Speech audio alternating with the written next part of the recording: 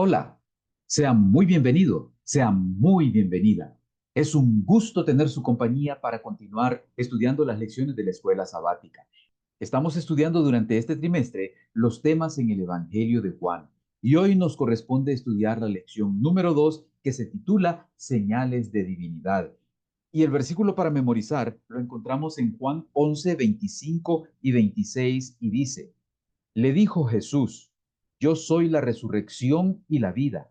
El que cree en mí, aunque esté muerto, vivirá. Y todo aquel que vive y cree en mí, no morirá eternamente. ¿Crees esto? Juan nos dice en su evangelio que él está interesado en que al ponernos en contacto con Jesús, que es Dios que se hizo hombre, podamos creer que Él es el Cristo, el Hijo de Dios, y creyendo en Él, podamos alcanzar la salvación. Las reacciones de las personas son diferentes a lo que Jesús dice y a lo que Jesús hace. Y hay algo interesante. Todo lo que Jesús dijo lo respaldó con hechos. Durante esta semana estudiamos tres milagros importantes que nos muestran la divinidad de Cristo. Las reacciones a esto pueden ser diferentes. Son básicamente dos, pero las del rechazo podríamos dividirlas, digamos así, en cuatro. ¿Cuáles podrían ser las reacciones en este sentido? Uno, algunas personas no creyeron simplemente en los milagros de Jesús o no entendieron el significado de esos milagros. Otras personas se alejaron de Jesús.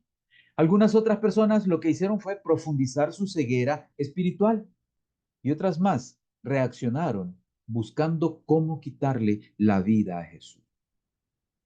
El lado opuesto a esto sería el de aquellos que aceptan las palabras de Jesús, que ven los milagros de Jesús y aceptan que hay un poder más grande que cualquier poder de esta tierra, el poder de Dios, actuando en esos milagros y deciden creer en Jesús como el Mesías. Esta semana estudiamos tres milagros de Jesús y vamos al primero de ellos, la alimentación de los 5.000. Encontramos registrado este milagro en Juan el capítulo 6. Especialmente lo vamos a encontrar en los versículos del 1 al 14. Voy a tomar algunos de los versículos de esta narración para que veamos algunas cosas interesantes.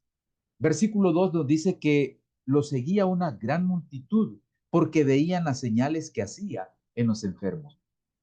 Juan nos da ya la idea de que algunas personas seguían a Jesús por pura curiosidad. Obviamente había muchas personas que seguían a Jesús porque estaban aprovechando sus enseñanzas. Algunos otros porque necesitaban un milagro de parte de él.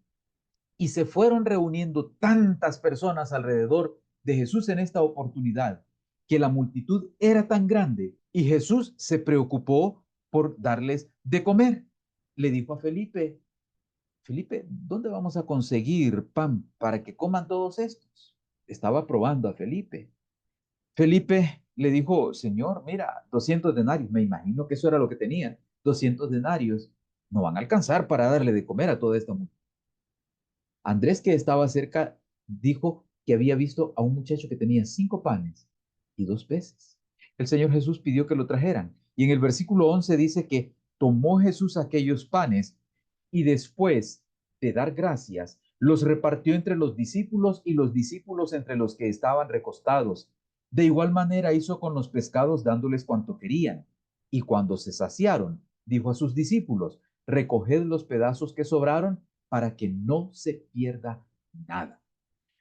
Todas aquellas personas recibieron cuanto querían para comer y todas las personas se saciaron. Pero ¿cuántas personas eran? El versículo 10 nos dice que eran en número de 5.000 hombres. Pero sucede que generalmente en las cosas espirituales hay más mujeres que hombres. ¿Y cuántos niños habría? Quiere decir que el Señor Jesús alimentó en esa oportunidad a partir de 5 panes y 2 peces, quizá más de 10.000 personas. Es más, sobraron 12 cestas llenas de las sobras, de lo que la gente no se comió, que recogieron los discípulos. Ahora, el Señor realizó un milagro. ¿Cuál sería la reacción de las personas? Veamos. En el versículo 14 encontramos que aquellos hombres, al ver la señal que Jesús había hecho, dijeron, verdaderamente, este es el profeta que había de venir al mundo. La mente de aquellas personas fue a lo que Moisés había dicho, que el Señor había de levantar un profeta. Y ahora veían en Jesús el cumplimiento de esta profecía de Moisés. Pero debemos reconocer que Jesús es más que un profeta. Jesús es Dios que se humanó, se encarnó para poder traer a nosotros la salvación. ¿Cuál fue la reacción de todas las demás personas que estaban allí y que vieron ese milagro? Al día siguiente vino la multitud nuevamente en busca de Jesús. Y el versículo 26 nos dice que Jesús les dijo, de cierto os digo que me buscáis no porque habéis visto las señales, sino porque comisteis el pan y os saciasteis.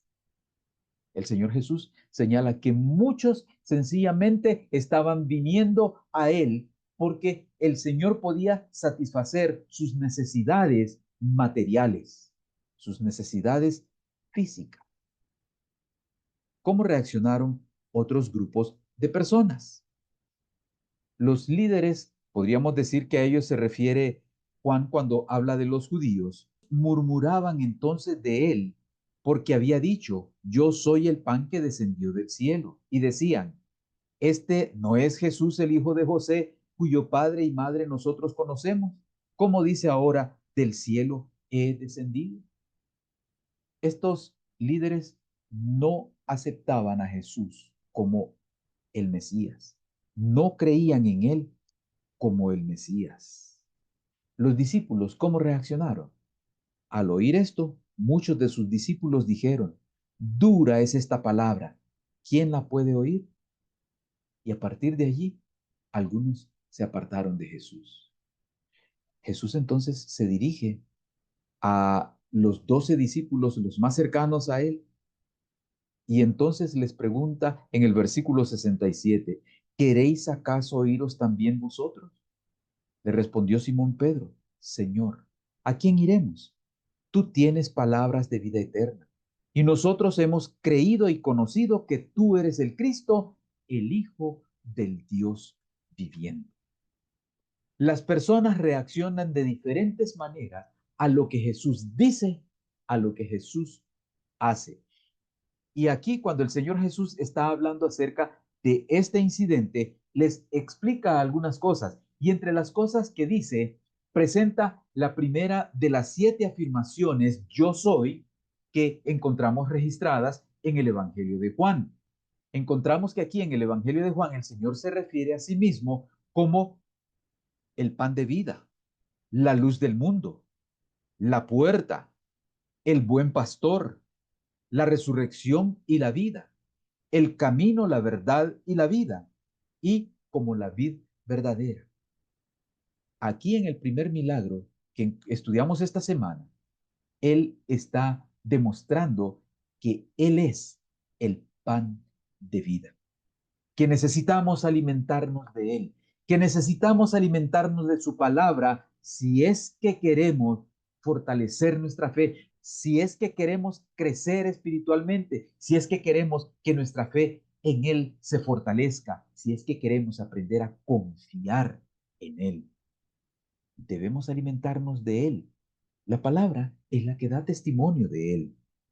Es allí donde podemos fortalecer nuestra fe y llegar a creer en Él. Por supuesto, debo recordar, ante lo que el Señor nos dice en su palabra y ante lo que Él hace, nosotros debemos tomar la decisión de cuál ha de ser nuestra reacción.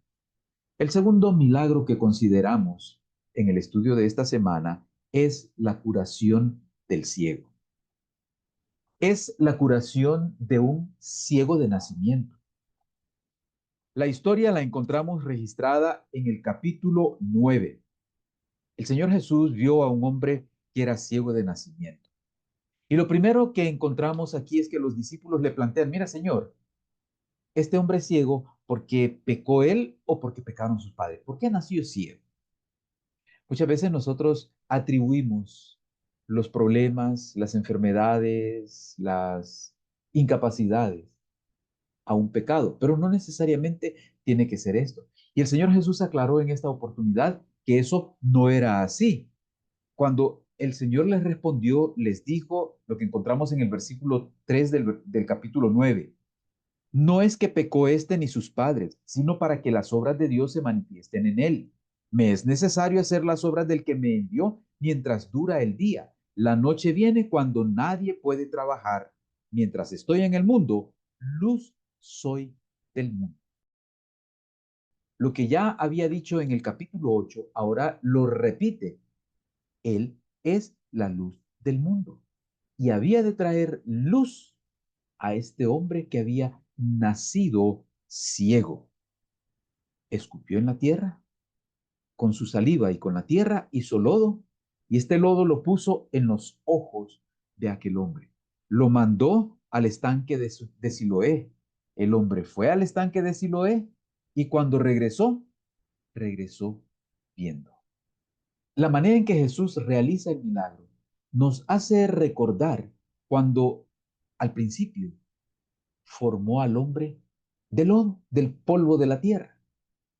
Se necesitaba para darle vista a este ciego el poder creador que había traído a la existencia al ser humano, el poder que había traído a la existencia a la humanidad. Este hombre, ciego de nacimiento, solo podía recibir la vista a través del poder creador que Jesús estaba manifestando, del poder divino que Jesús estaba manifestando al realizar este milagro. Pero sucedía algo. Como nos dice en el versículo 14, era sábado cuando Jesús había hecho el lodo y le había abierto los ojos. Esto traería reacciones de parte de los fariseos. El versículo 16 nos dice que los fariseos decían, ese hombre no procede de Dios porque no guarda el sábado. Otros decían, ¿cómo puede un hombre pecador hacer estas señales? Esto provocó una división. Unos decían, bueno, si trabaja en sábado, quebranta el sábado, es pecador. Otros decían, pero ¿cómo va a ser pecador y va a poder hacer algo tan maravilloso que requiere poder creador? Cada quien decide cómo ha de reaccionar a lo que Jesús dice, a lo que Jesús hace. Cuando le preguntaron al que había sido ciego en el versículo 17, ¿qué dices tú del que te abrió los ojos? Él contestó, que es profeta. Por supuesto, él estaba apenas conociendo a Jesús. Más adelante tuvo la oportunidad de hablar con el Señor Jesús. Oyó Jesús que lo habían expulsado y hallándolo le dijo, ¿crees tú en el Hijo de Dios? Respondió él y dijo, ¿quién es Señor para que crea en él?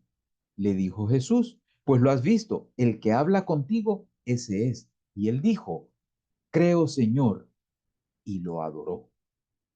Notemos lo que sucedió aquí. Los fariseos estaban interesados en que se cumplieran las normas, las tradiciones establecidas por los padres de ellos, por los ancestros de ellos en cuanto a la observancia del sábado. Es más, a ellos lo que les interesaba era que se cumplieran los reglamentos, que se cumplieran las normas, dejando de lado que se necesitaba poder creador, que alguien que era Dios era el único que podía realizar ese milagro. Aquellos hombres estaban permitiéndose enceguecerse cada vez más, mientras el que había sido ciego ahora estaba cada vez viendo más claramente, ahora le brilló la luz y comprendió que el que lo había sanado era el Mesías, era el ungido de Dios, era Dios mismo, a tal punto que lo adoró. Y Jesús aceptó la adoración de este hombre. Pero ¿qué es lo que sucede? Sucede que, como dicen por allí, no hay peor ciego que aquel que no quiere ver. Y ese era el problema de los fariseos. No querían ver, no querían reconocer lo que Jesús estaba haciendo. Y sabe, nosotros debemos tener mucho cuidado porque podríamos estar viendo los milagros de Jesús, podríamos estar escuchando las palabras de Jesús y negarnos a aceptar que Jesús tiene autoridad, que Jesús tiene poder, que Jesús puede indicarnos cómo conducirnos en nuestras vidas.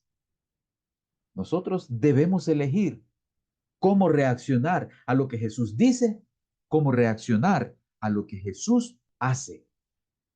Mientras los fariseos estaban cada vez más ciegos, el hombre que había sido sanado podía ver más claramente y en el ámbito espiritual, él podía ver tan claramente ahora que reconoció que Jesús era quien decía ser.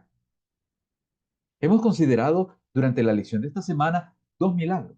El primero de ellos, Jesús alimentando, como lo había hecho en el pasado con el maná. Jesús utilizando poder creador para darle la vista a este ciego de nacimiento. Pero ahora vamos a ver el tercer milagro que estudiamos en esta semana, la resurrección de Lázaro. Encontramos registrado este milagro en Juan el capítulo 11. Lázaro se enfermó. María y Marta le mandaron la razón a Jesús de que Lázaro, su amigo, estaba enfermo. Pero Jesús decidió no ir. ¿Es que acaso Jesús era insensible a la enfermedad de Lázaro, al sufrimiento de Marta y de María? No es eso. El versículo 4 del capítulo 11 de Juan nos dice, Jesús al oírlo dijo, esta enfermedad no es para muerte, sino para la gloria de Dios, para que el Hijo de Dios sea glorificado por ella. Se quedó todavía allí donde estaba y hasta después decidió ir a Betania, de tal forma que cuando llega, ya Lázaro tenía 4 días de haber muerto.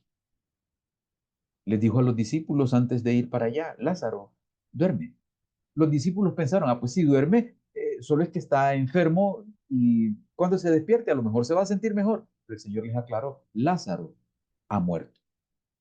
Recién entonces decide ir a Betania. Cuando llegó, Marta le dijo a Jesús, versículo 21, Señor, si hubieras estado aquí, mi hermano no habría muerto. Y más adelante, en el versículo 32, encontramos que María le dijo lo mismo a Jesús, Señor, si hubieras estado aquí, no habría muerto mi hermano. Ellas confiaban en Jesús, ellas creían en Jesús, ellas sabían que si Jesús hubiese estado allí, Lázaro no habría muerto. Jesús le aseguró a Marta que Lázaro había de resucitar, pero Marta estaba pensando en el tiempo final, en la resurrección, cuando Jesús regresara por segunda vez a esta tierra. Pero Jesús le dijo algo importante, versículos 25 y 26. Le dijo Jesús, yo soy la resurrección y la vida. El que cree en mí, aunque esté muerto, vivirá. Y todo aquel que vive y cree en mí, no morirá eternamente. ¿Crees esto? ¿Cuál fue la respuesta de Marta a Jesús? Ella le respondió, sí, Señor, yo he creído que tú eres el Cristo, el Hijo de Dios, que has venido al mundo. Marta tuvo una expresión de fe, fe en que Jesús es el Cristo, el Hijo de Dios. Jesús no había resucitado todavía a Lázaro, pero ella creía que él era el Mesías que había de llegar a esta tierra. Jesús pidió que lo llevaran al sepulcro donde habían depositado el cuerpo de Lázaro. Y cuando llegó allá pidió que quitaran la piedra. Marta no quería que quitaran la piedra, porque como ella dijo, Señor, hiede ya, lleva 4 días. Pero Jesús le aseguró que ella podía ver la gloria de Dios en esa oportunidad.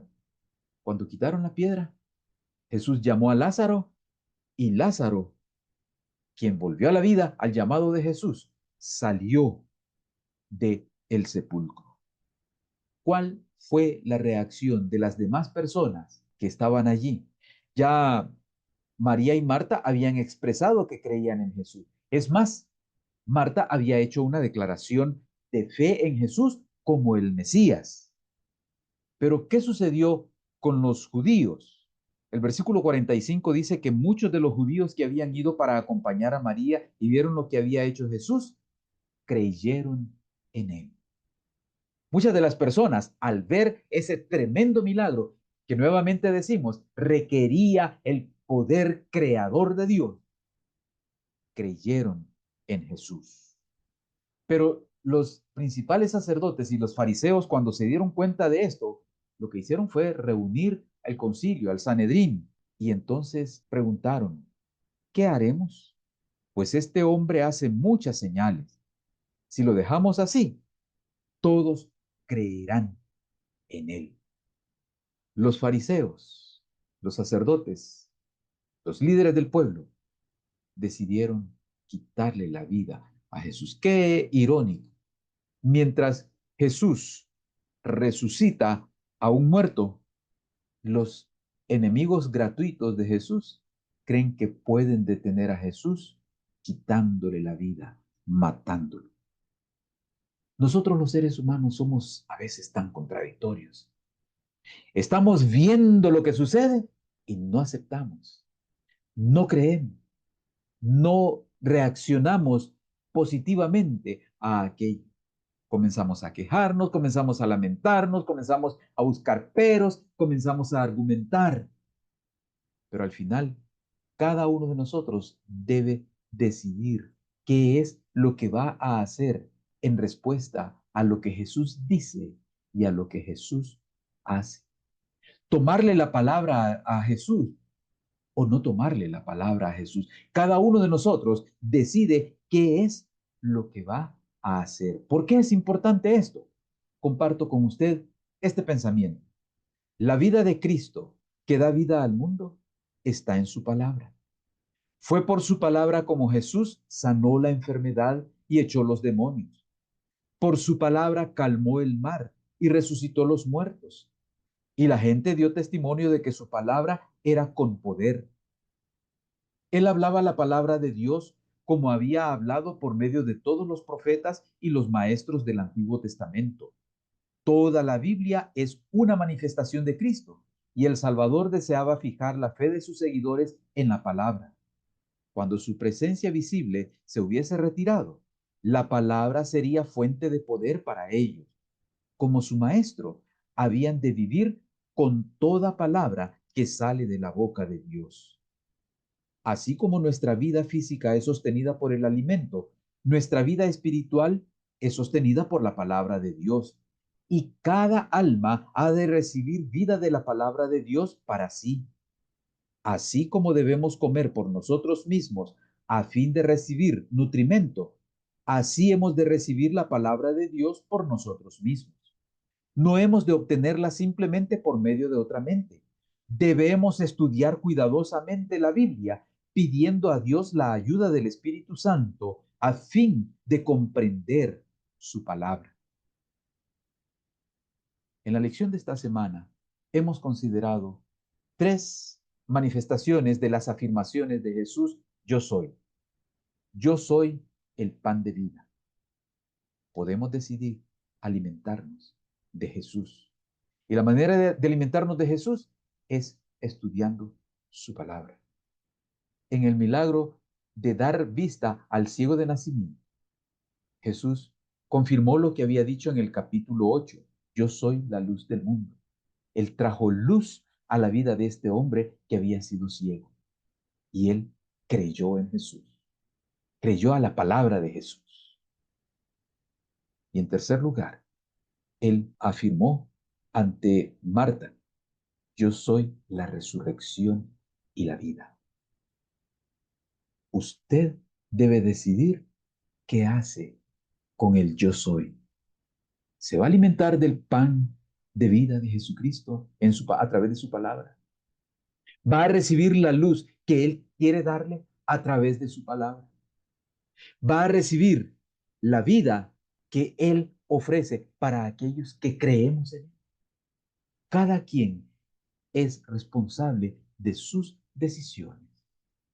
Cada uno de nosotros debe decidir cómo reaccionar a la palabra de Dios y a lo que Dios hace en nuestras vidas. Le invito a creer en Jesús como el Mesías, como el Salvador, como aquel que está próximo a venir muy pronto para llevarnos a participar de la vida eterna.